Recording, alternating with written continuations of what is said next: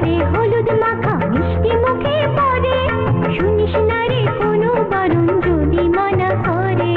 শুনিস না রে কোনো বারণ যদি মানা করে, বলবে